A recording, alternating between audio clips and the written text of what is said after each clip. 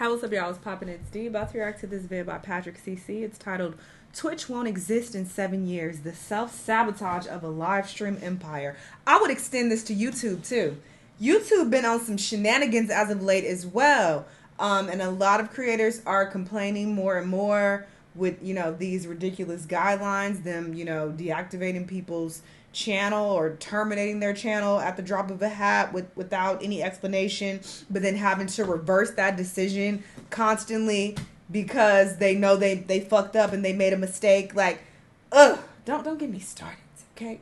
But we're talking about Twitch, I guess. So yeah, let's see what he has to say about the platform and what's going wrong. Let's watch. Twitch has been on a steady decline for the past 2 years, and they have no idea how to fix it. They're potentially losing hundreds of millions of dollars per year, laying off hundreds of employees, banning some of their most important creators, implementing useless features, and are constantly proving how little they know or care about the live streaming community. Twitch has been the biggest live streaming platform for the better part of a decade, but there is some competition on the horizon. Although it wouldn't take much for YouTube to put Twitch out of their misery, it's very likely that their collapse will come from their own self-sabotage. First and foremost, Twitch's financial stability is confusing, and although they reported $2.8 billion in revenue in 2022, it's unclear how much of that, if any, was profit. However, there are a lot of implications that suggest the company is struggling to be in the green. Twitch's 4 ways of making money are through subscribers, who pay $5 a month to get an ad-free experience, as well as other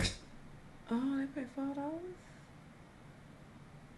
small benefits. In-app purchases, which include bits, a digital currency that users can purchase to donate to streamers, partnerships with brands and sponsors, and of course, the number one, advertising. We don't know how many total paid subscribers there are on Twitch. I did find this metric from Stream Hatchet that says in April of 2021, Twitch had 8.7 million subscribers, where 43% of them were Amazon Prime subs. A Prime subscriber is someone who gets an ad-free experience for $0 since they already have an Amazon Prime membership, because Amazon owns Twitch. Therefore, Twitch doesn't make any money on that sub. In fact, you could argue they're losing money since viewers are paying $0 and not getting ads, and Twitch has to pay creators $1 and some change for that Prime sub. Anyways, this graph indicates that in the month of April, Twitch had 4.7 million paid subscribers, times $5, which is 23.5 million, times 12 months average, which would be about $282 million in sub revenue in 2021. But Twitch on average receives between 30 and 50% of that money, because for affiliate streamers, Twitch takes 50%,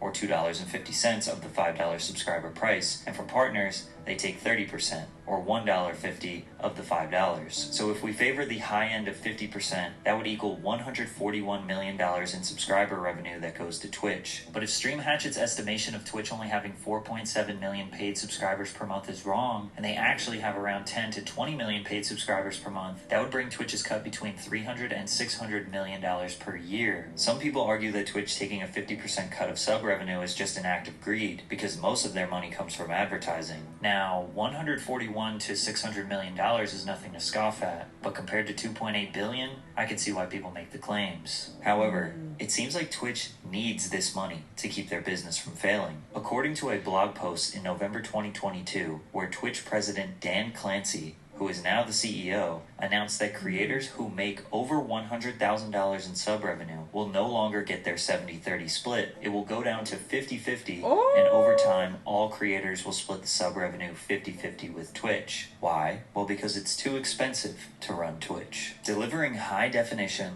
low latency, always available live video to nearly every corner of the world is expensive. Using the published rates from Amazon's Web Services Interactive Video Service, or IVS, which is essentially Twitch video, live video costs for a 100 CCU streamer who streams 200 hours a month are more than $1,000 per month. Now, what they said here is very misleading. If you want to start your own live stream platform, you can pay for Amazon IVS, or basically Twitch's infrastructure. The problem with Dan's statement here is there is simply no way Amazon is charging Twitch the same rate that anyone else would be charged for using IVS. Why wouldn't Amazon do that? Well, again, because Amazon owns They own Twitch. it. Amazon would charge me or you $1,000 per month to They'll charge deliver you way HD less. live video to 100 concurrent viewers at 200 hours a month. But they likely charge Twitch at least 50 to 90% less than that. In fact, nobody has any real idea of how much it costs to run Twitch. Obviously, you have employee compensation with thousands of employees, but more importantly, billions of dollars per year in energy costs to maintain those servers and deliver perfect quality on-demand streaming all over the world at any given moment. And although we don't know those costs, we can pretty safely say that taking a higher percentage from their partners is not going to cover the expenses. Now, regarding how much Twitch makes from bits, it's unclear, but I'm sure most streamers can agree that bits donations are nowhere near as common as subscribers. It was reported that Twitch generated $185 million from in-app purchases. I'm not sure if this includes subscribers and bits together, or if it's just bits and other microtransactions like badges, gift cards, and Loot Cave. Either way, we are learning that at best, Twitch is generating roughly $750 million from subs and in-app purchases, or at worst, $185 million.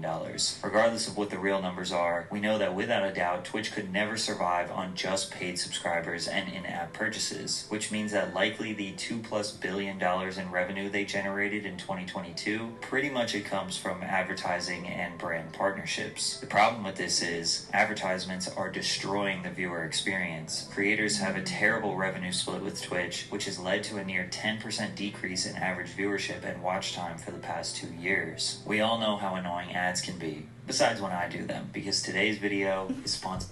Y'all go support. We'll call it difficult to do so. That's where Aura comes in and speak.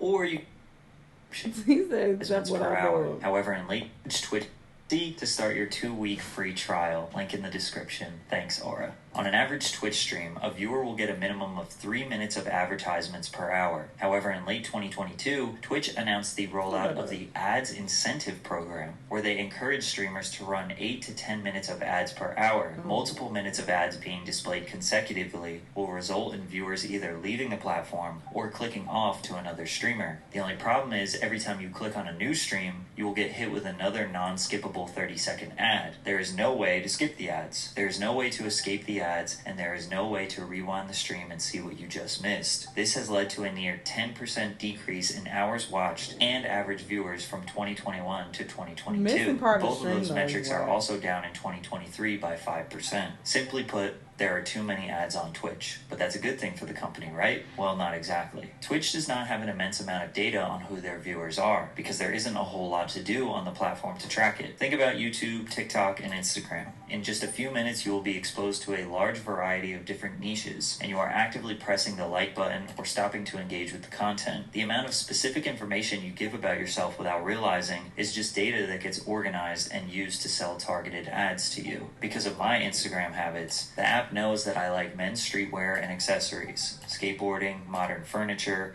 rap music, and golf, so they can send me ads related to those things. All Twitch knows about me is that I watch I'm Dante a lot, and that he's my favorite streamer. So they could maybe guess what I might be interested in based on what they think I'm Dante's viewers like. And because of this, most advertisers don't feel comfortable using Twitch because they don't know if they are truly selling to their target audience. Are you drinking water? When you advertise on YouTube, a brand like Pampers can target as specific as 28-year-old married women that live in the eastern United States and are pregnant or just had their first child. And YouTube can run ads so that mostly viewers who fit in that category will see those ads. If Pampers went to Twitch with that target audience in mind, they would simply not know where to run the ads. The only thing that Twitch knows is that their audience is mostly men ages 13 to 35 who like video games. This eliminates a huge chunk of potential revenue because only a small amount of brands want to advertise to that audience. Energy drink brands, unhealthy snack brands, car brands, and other men's lifestyle brands love advertising on Twitch, which leads to interesting sponsorships like QT Cinderella baking a cake on a live stream, but with a Manscaped partnership that says "We save balls" on the screen. To make things worse for advertisers, every deal has to be a long conversation with the ad sales team at Twitch. Back and forth emails, phone calls, contracts, a process that takes forever. But any brand or individual can simply go to YouTube,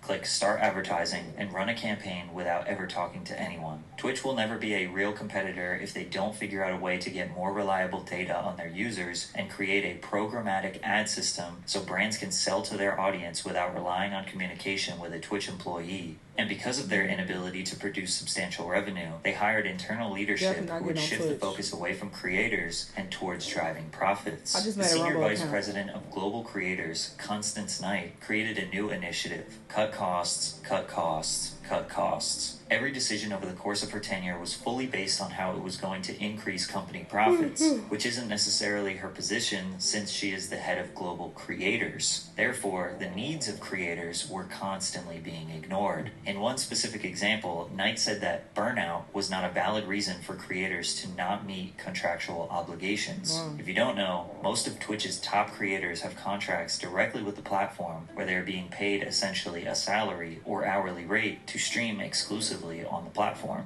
These contracts require them to stream anywhere from 70 to 100 hours per month, which is roughly 3 hours per day or 4 hours per day if you want the weekends off. But the VP was not letting creators use burnout, or basically them being unmotivated to stream, as a valid excuse to not meet their monthly streaming requirement. Sorry, I read I mean, that still is a lot, but I initially was thinking a week. I was like, wait, that's more than niggas work doing a regular job, but it literally said a month. So yeah, sorry. Which led to Twitch employees that's still a lot, though. 100 hours a month is a lot. 12 Twitch employees had gone to HR or logged complaints with their superiors overnight. 5 had left the company citing Knight as a reason. Now, some of you watching could never be convinced that sitting at a computer and playing video games could become a stressful or an annoying job in any way, shape, or form. They don't fucking get it. That's why you should keep your mouth closed about things that you don't have experience with. People assume that just because it appears to be easy, it appears to be, super lax, this is fun. What's the problem? You should be able to do this in your sleep all day, every fucking day. That's how the fuck it works, okay? Niggas get burnt out doing shit time and time again. Every day, several hours a day. That shit gets exhausting no matter what it is. I remember seeing something about basketball players talking about how, they grew up playing basketball nonstop. And, they loved it when it was a hobby. But when it became a job and they're required to do it for X amount of hours every single day, it becomes tiring. Even though it is something that they love and it's something that people would die to have as a job, they still can get burnt out. I don't understand why people don't get that. Even if you're playing video games all day, that shit gets tiring when you are contractually obligated to do it for several hours a day, every day. Like, it's a lot. All right. But at the end of the day, it still is a job, and anyone can burn out from any job that they do every single day for years. Another previous Twitch employee took to YouTube to state how they feel about the company. Twitch doesn't care about creators. Twitch cares about looking like they care about creators. Everything Twitch has done for the last 4 years has been with the goal of feeling like they understand and care. Although this could seem like an employee who is just upset about being fired, Twitch has shown time and time again that no matter how large of a creator you are, they will take you down, even at your highest moment. Kai Cenat, a creator who only just started streaming in February of 2021, dominated Twitch in all of 2022. He reached the very rare milestone of 100,000 subscribers, which made him the #1 most subscribed creator at that time. This prompted him to do a subathon, which was a 24/7, 28-day-long non-stop stream in February 2023 to try and break the record for earning the most subscribers on Twitch in a single month. That record was previously held by Ludwig at 283,000. Not only did Kai break it, he demolished it, peaking at 306,621 all-time subscribers. It was reported that he earned Twitch $10 million, while Kai only received a $2 million payout. These numbers were false, and Kai did not appreciate the narrative. Twitch made $15 to $20 million on Kai Cenat, and Kai only brought about $2 million back to the. Bro, where y'all getting these numbers from? Where are these numbers coming from? Because now it's a narrative that I'm just a black man who's getting used for millions and millions of dollars. Kai breaking the sub record was huge news, covered by publications like the BBC and Bloomberg. So and most of us would assume that Twitch would do anything to boost Kai up. After all, he made history on their platform. At the very least, they would try to use this amazing moment to show the world what wonderful opportunities there are for creators on Twitch. They could squeeze out more press with Kai and do campaigns to get more people or brands interested in live streaming. But no, instead, they sent him a $100 pair of sneakers and banned him from their platform. It better be a contract in there. Oh! Congratulations, Kai, on your huge accomplishment. We are so proud of you, Laura, Anna, and all of your friends at Twitch. Unfortunately, there was no contract in that package. Twitch did not see enough value in Kai to offer him a streaming contract. Or they are making a very strategic business move. Twitch is very top-heavy, meaning the top creators are making all of the money. Only 5% of Twitch streamers made over $1,000 in 2021, and 50% of all of their revenue comes from 1% of their creators. Kai became a 1%er without getting an exclusive contract, which means Twitch is profiting immensely off him. It seems like they are not giving him a paid contract because they don't think he will leave. His largest audience and main financial vehicle is on Twitch, and if it was up to them, they wouldn't give streamers contracts to begin with. They want to get to a point where they aren't as reliant on the top 1% of creators, so if someone leaves the platform, they will be just fine. YouTube has 600 creators with over 10 million subscribers. If 20% of those people stopped creating, YouTube wouldn't be hurting financially. Eventually those creators will be replaced, but Twitch 1%ers can't be replaced as quickly, or as easily. Maybe Kai is a transitional point for Twitch as a company to see if they can keep 1% talent without paying them additional money. Just a few short weeks after they sent him the sneakers, Kai Cenat announced he was banned from the platform on April 17th.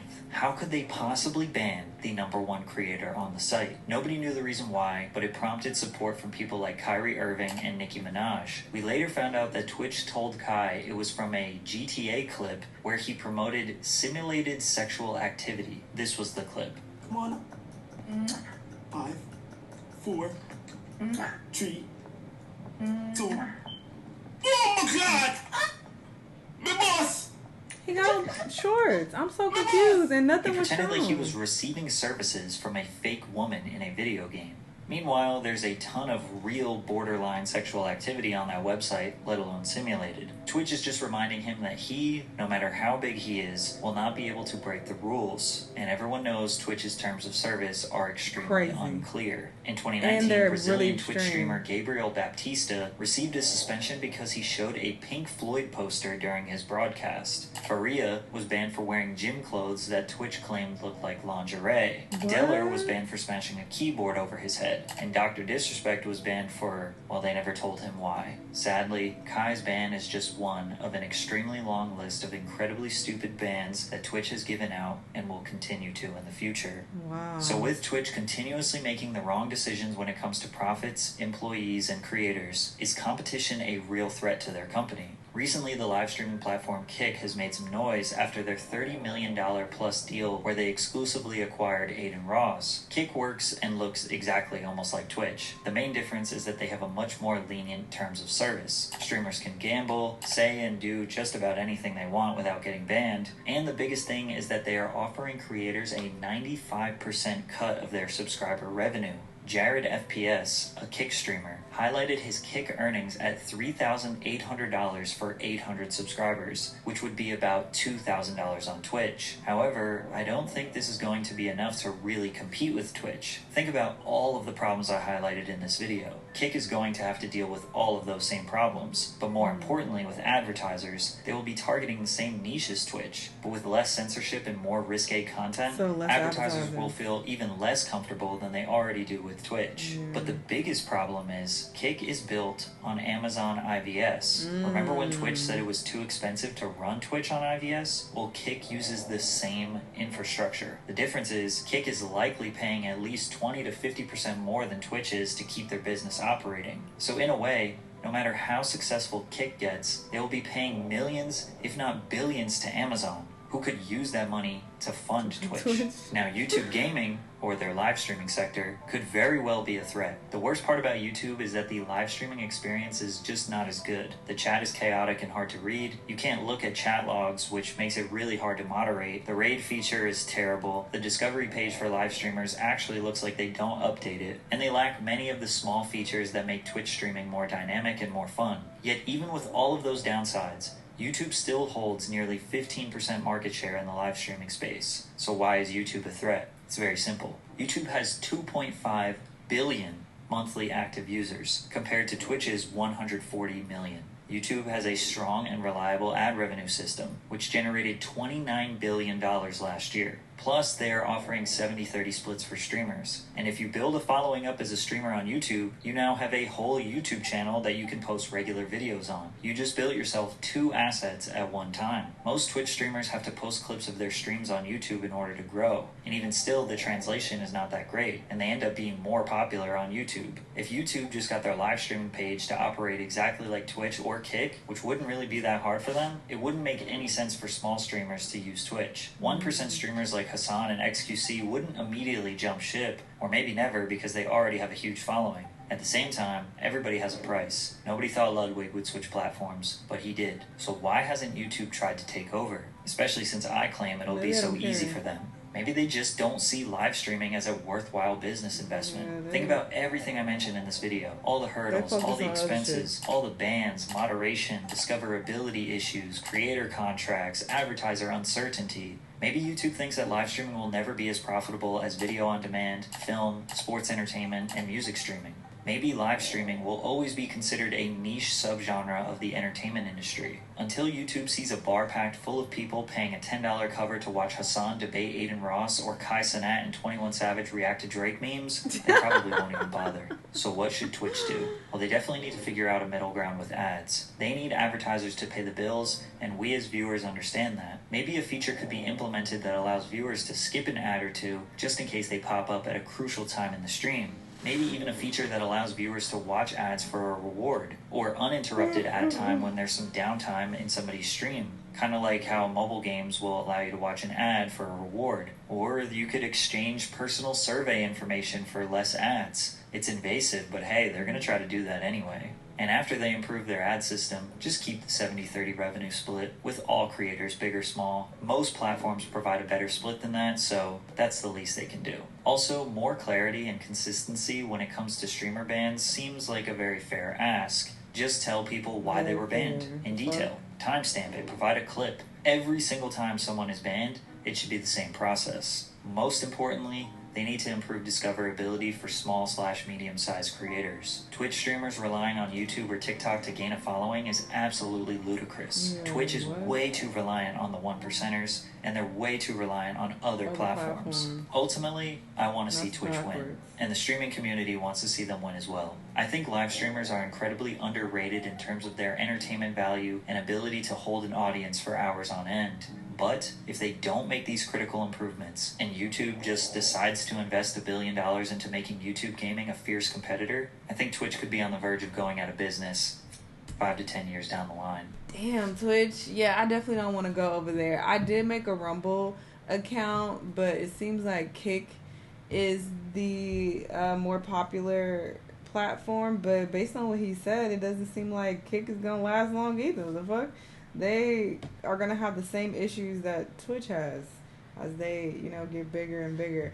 But, yeah, YouTube, in comparison, I feel like they definitely don't want to put much energy into the live streaming aspect because, yeah, everything else is much more profitable and they want to focus on, their roots. And they started with just video. So that's what people usually come to YouTube for. So I think that's why that they're primarily focused on that. But yeah, they're just so huge that I don't see them being replaced anytime soon, if ever. I feel like it would take a lot of effort and a cool minute for, another platform to come and replace YouTube. Like, that would take a really long time.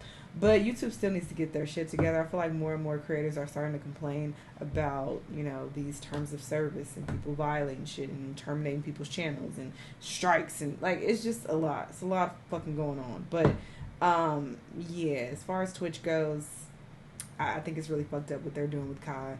They don't want to pay him more money, so they don't want to have a contract with him, even though he, was their biggest streamer at one point. I don't know who the biggest is now, but I'm pretty sure he's like top 5. So what the fuck? Like that's wild. But yeah, this was interesting. Y'all let me know what y'all thought. Let me know what other videos you're gonna watch, and I'll see y'all in the next one. Bye.